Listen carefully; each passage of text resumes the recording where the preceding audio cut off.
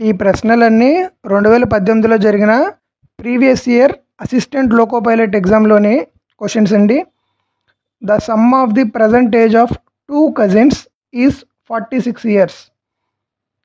8 years ago, the elder one was twice as old as the younger one.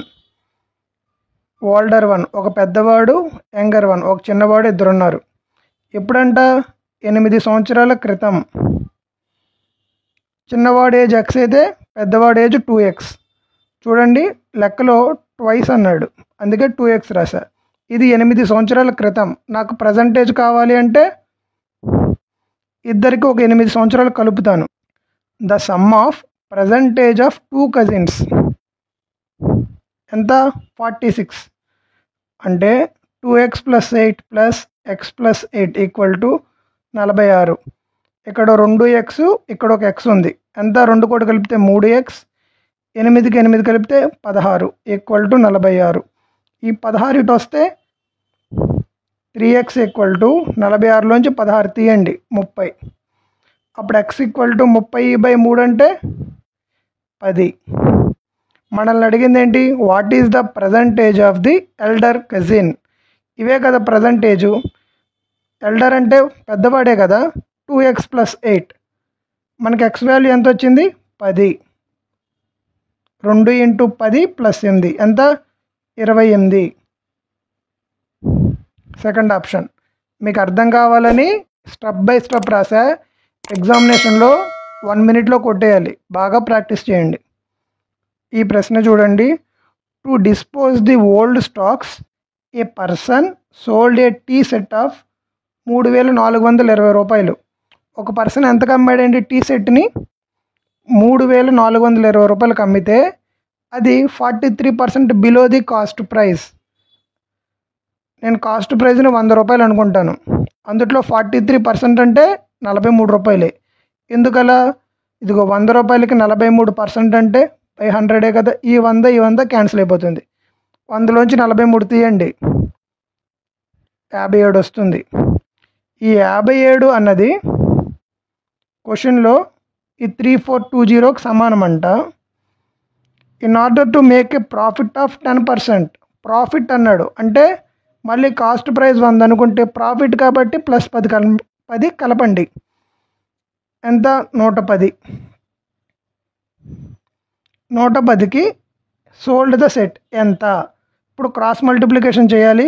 110 × 3420/57. వెంటనే some చూడకుండా డినామినేటర్లో 57 ఉంది, న్యూమరేటర్లో 110 ఉంది. 110 అంటే 11 మల్టిపుల్. డినామినేటర్లో 11 మల్టిపుల్ లేదు. సో ఆన్సర్ ఖచ్చితంగా 11 మల్టిపుల్. ఒరిజినల్ పేపర్లో ఇది ఒక్కటే 11 మల్టిపుల్ ఉంది. మీరు సమ్ అంతా నేర్చుకోవాలనే ఉద్దేశంతో ఆప్షన్స్ అన్నీ మార్చేశారు. ఇప్పుడు చూడండి, ఇలాంటి సమ్ క్యాలిక్యులేషన్ ఇప్పుడు ఎలా చేయాలంటే ఆన్సర్లో అన్ని చోట్ల 2 సున్నాలు ఉన్నాయి. సో మనం కూడా ఒక 2 సున్నాలు పెడదాం. అంటే ఈ 0 పోయింది, ఈ 0 పోయింది, 2 సున్నాలు పోయింది. ఈ 57 342లో ఎన్నిసార్లు పోతుంది? ఇక్కడ 7 ఉంది, ఇక్కడ 2 ఉంది. 6 7 42, ఖచ్చితంగా 6 సార్లు పోతుంది. 11 6 66. First option. ఈ ప్రశ్న చూడండి. Solve the following. ఇలాంటి ప్రశ్నలు మీరు చేయాలంటే ఖచ్చితంగా బాడ్మాస్ రూల్ నేర్చుకోవాలి. మన షార్ట్స్లో చెప్పాను క్లియర్గా, ఒకసారి అక్కడికి వెళ్ళి నేర్చుకోండి. 22 - 1/4 × -5 -48 / -16. ఇక్కడ ఇంకో బ్రాకెట్ ఉంది. మీకు అర్థం కావాలని ఇక్కడ ఇచ్చింది మళ్ళీ ఇక్కడ రాసా. మీరు అలా రాయకూడదు, చూస్తూ కొట్టేసేయాలి. రండి. -5 -48 ఈ డివైడెడ్ బైని బై -16 అని రాస్తా. ఈ మైనస్ క్యాన్సిల్ అయిపోయింది. 16లో 48 3 సార్లు. -3 -5 ఉంది, -3 ఉంది. ఎంత? -8. ఈ పక్కన ఎంత ఉంది? 22 - 1/4. యాజ్ టీజ్గా ఇది కిందకు వచ్చేసింది. ఇప్పుడు చూడండి, ఈ 4 ఎందులో 2 సార్లు. ఇది 22 - -2 అంటే ఎంత? -2 కలిపితే +2 24 ఫస్ట్ ఆప్షన్. తెలియని వాళ్ళ కోసం మాత్రమే ఇలా స్టెప్ బై స్టెప్ రాసా. ఈ ప్రశ్న చూడండి. If tan theta = 7/24 find the value of p such that tan theta - sec theta sin theta = -p/28. ఈ ప్రశ్నని 4 నుంచి 5 రకాలుగా చేయొచ్చు. మీకు ఎగ్జామినేషన్లో కరెక్ట్గా మీకు గుర్తుండిపోయేటట్టు, అలాగే ఎలాంటి తప్పులు జరగకుండా ఉండాలంటే diagram method is perfect. Diagram observe చేయండి. ఇది ఒక రైట్ యాంగిల్ ట్రయాంగిల్. ఇక్కడ యాంగిల్ 90 ఉంటుంది. ABC. tan theta అంటే perpendicular side P by base B. అంటే tan theta అనేది ఎంత ఇచ్చాడు సమ్లో? 7/24. ఇది 7, ఇది 24. ఇప్పుడు నాకు ఏసీ సైడ్ కావాలి. ఏం చేయాలి? పైథాగరస్ సిద్ధాంతం. AC² = AB² plus BC². AB అంటే 7² BC అంటే 24². 7 49, 24 24లో 576 కలిపితే ఎంత వస్తుంది? 625. AC² అనేది 625 అయితే ఏసీ వాల్యూ ఎంత? 25. మీకు అర్థం కావాలని ఇలా రాస్తున్నా. మీరు జస్ట్ ఇట్లా ఇలా అబ్జర్వ్ చేసి పెట్టేయాలి ఎగ్జామినేషన్లో. ఇప్పుడు tan theta ఈ వాల్యూ రాస్తున్నాను చూడండి. tan theta అంటే 7/24. secant theta అంటే 1/cos theta. cos theta అంటే డయాగ్రామ్ ప్రకారం cos theta అంటే ఏంటి? Base by hypotenuse. ఇది హైపోటెన్యూస్ కదా. ఇప్పుడు cos theta వాల్యూ ఏమవుతుంది? 24/25. మనల్ని అడిగింది ఏంటిది? secant theta. అంటే ఈ 24/25ని రివర్స్ చేయాలి.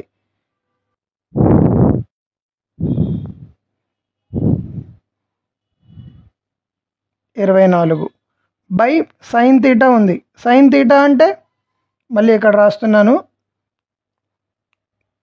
పర్పెండిక్యులర్ బై హైపోటెన్యూస్ అంటే 7/25. అయిపోయింది సమ్ము. Equal to -p/28. ఇది రాశాను. జాగ్రత్తగా అబ్జర్వ్ చేయండి. ఇది 7/24, ఇది 25/24. 25లోంచి 7 తీస్తే ఎంత? 18. ఏ 18? 25కి మైనస్ ఉంది, ఎక్కువలోంచి తీసాం. సో -18/24. 6 ఎక్కువలో 18 3 సార్లు, ఇది 4 సార్లు. సో -3/4 వచ్చింది. 7/25 పైకి వస్తే ఇన్వర్స్ అయిపోతుంది కదా, 25/7 ఈక్వల్ టు -p/28. ఈ మైనస్ క్యాన్సిల్ అయిపోయింది. 4 7 28 క్యాన్సిల్ అయిపోయింది. పీ వాల్యూ ఎంత వచ్చింది? 25 3 75 అంటే సెకండ్ ఆప్షన్. మీరు ఈ సమ్ పరిశీలిస్తే డయాగ్రామ్ ప్రకారం మీరు ట్రిగనోమెట్రీ వాల్యూస్ ఎలా తీసుకోవాలో మీకు వస్తుంది. అట్ ది సేమ్ టైం ఇక్కడ వరకు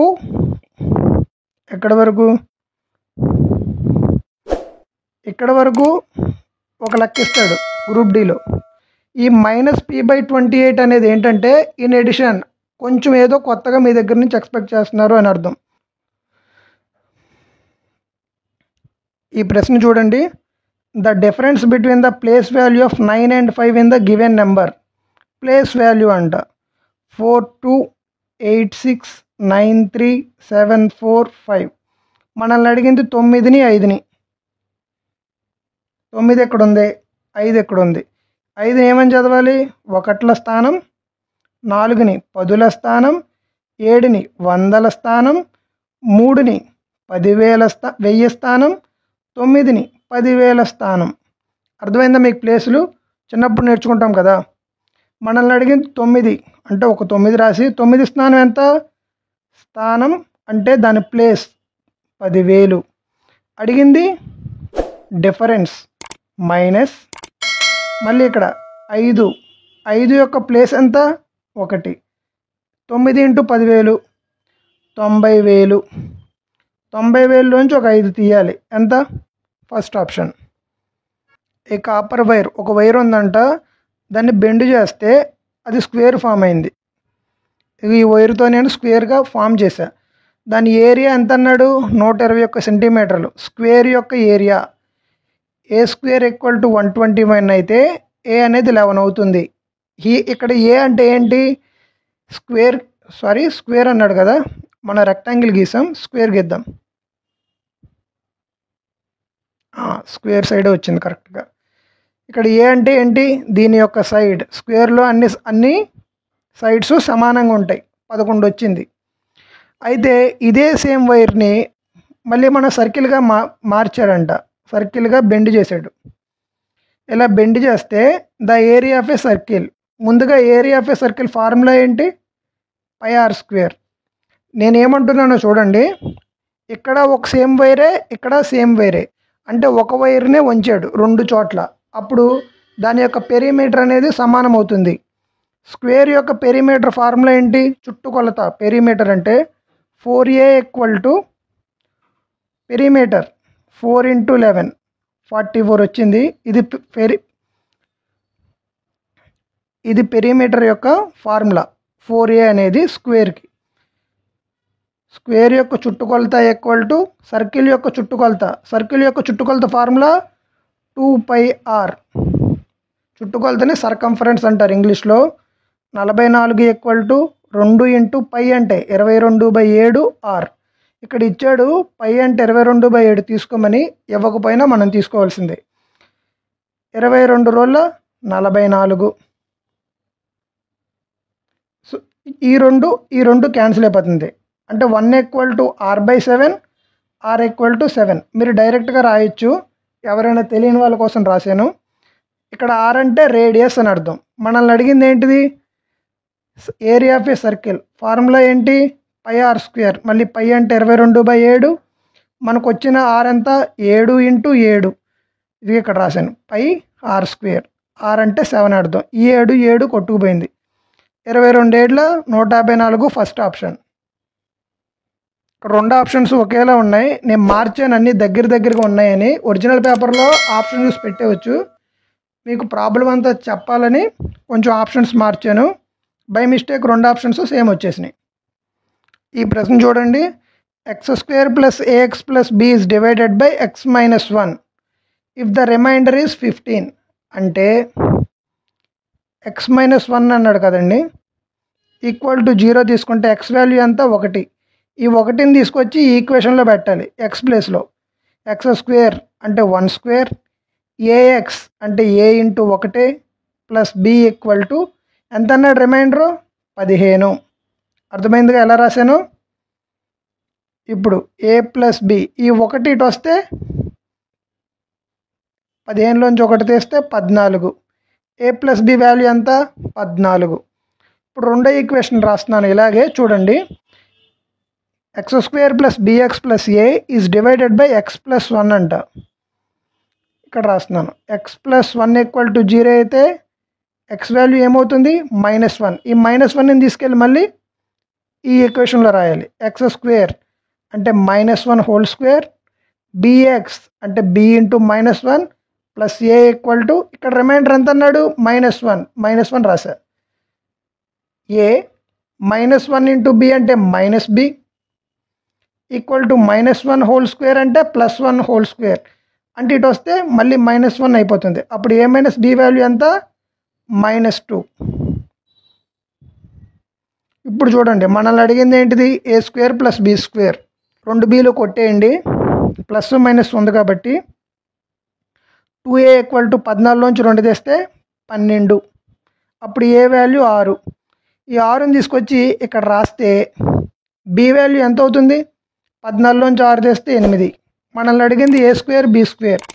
a 6 అయితే a² అనేది 36 అవుతుంది. b 8 అయితే b² అనేది 64 అవుతుంది. ఇంక చేయక్కర్లా, 6కి 4 కలిపితే 10, 0. చివరిలో 0 ఉండాలి. Second option. ఇది గ్రూప్ డి లెవెల్ క్వశ్చన్ అండి. కాకపోతే కేఎల్పిలో ఎందుకు ఇచ్చారంటే అన్ని ప్రశ్నలు టఫ్గా ఉండవు. మనం చేసే ప్రశ్నలు కొన్ని ఉంటాయి, మనం వదిలేసే ప్రశ్నలు కొన్ని ఉంటాయి. ఈ ప్రశ్న చేసే ప్రశ్న a - 1/a = 1 అయితే a² + 1/a² వాల్యూ ఎంత? దీనికి రెండు సైడ్లు నేను స్క్వేర్ చేస్తాను. Whole square = 1 whole square. ఇది a - b రూపంలో ఉంది కదా, a² ప్లస్ b² అంటే 1/a whole square minus 2ab అంటే a × 1/a = 1 హోల్ స్క్వేర్ చేస్తే 1 కదా. ఇది a², 1/a హోల్ స్క్వేర్ అంటే 1/a², a క్యాన్సిల్ అయిపోతుంది. -2 ఇటు వస్తే +2 అయిపోతుంది. ఆల్రెడీ ఇక్కడ ఒక 1 ఉంది అంటే 3. First option. మీరు ఎగ్జామ్లో ఇలా చూడంగానే ఇది ఒకటి రాసుకోవాలి, ఇది ఒకటి రాయాలి, పెట్టేసి వచ్చేయాలి అంతే. అన్ని స్టెప్లు రాయక్కర్లేదు.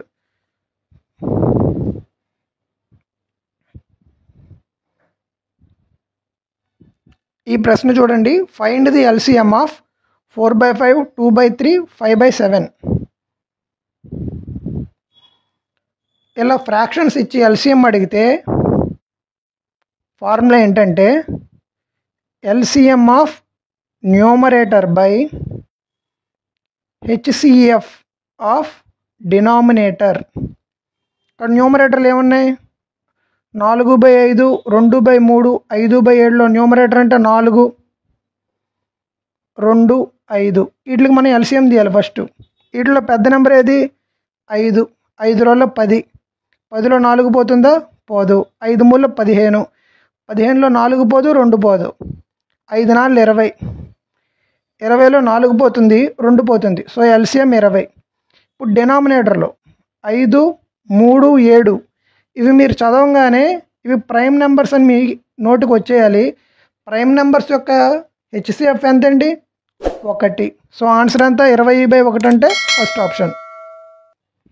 Travelling at 4/5 of his usual speed. 4/5 usual speed అంట. A man is 15 minutes late. అంటే ఒరిజినల్గా 5 ఉండాలి, కానీ నేను 4 వేగంతో వెళ్తే 15 నిమిషాలు ఆలస్యంగా వెళ్ళాను. మీకు అర్థమవుతుంది కదా.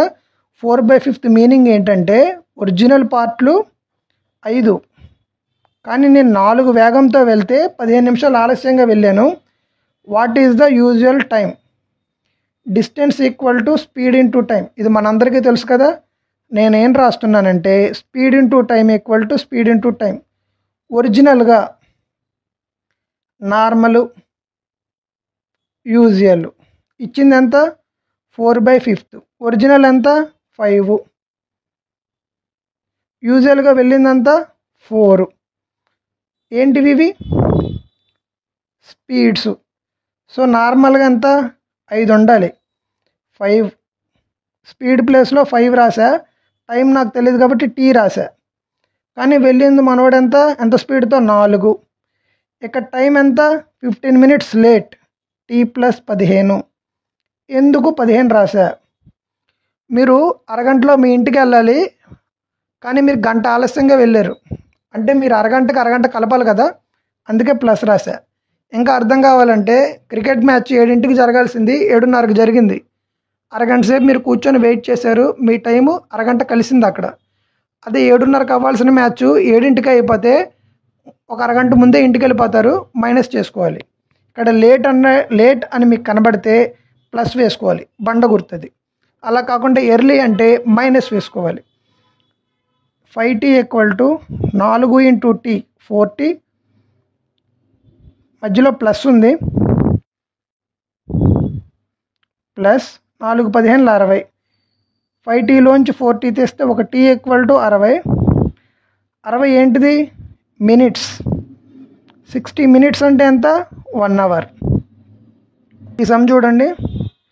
Deepali bought a set of cups 375 రూపాయలకి. ఎంఐ కప్స్ కొంది. Had it celled at later.